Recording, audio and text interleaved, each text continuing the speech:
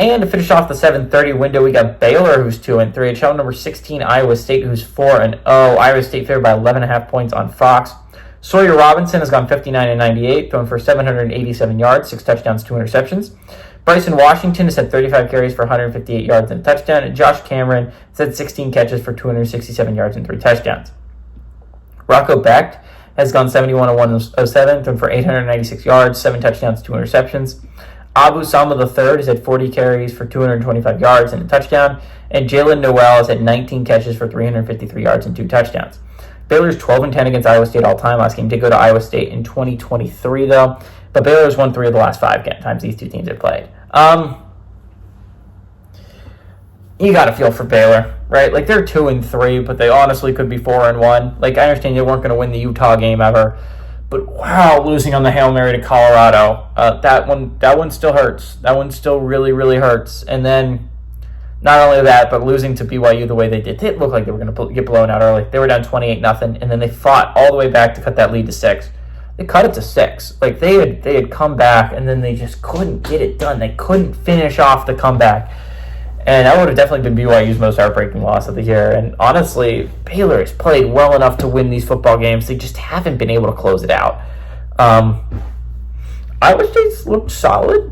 They looked fine. They beat Houston 20-0, but Houston's the worst team in the Big 12, and I don't even know if that's arguable. Maybe Kansas, but no, it's looked like Houston. Houston has looked really, really bad through these past weeks. I don't know if I believe in Iowa State. I'll be so for real right now. I've completely bought into the BYU hype. I think that's a really good football team.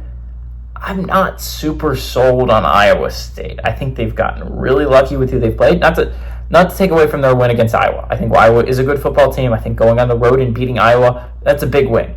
But I just don't know if you have the offense to compete with some of these offenses in the Big 12. Like, as much as I'm not a hater of Rocco Becht, I don't know if he's going to be able to compete with an offense run by Avery Johnson or Noah Fafita,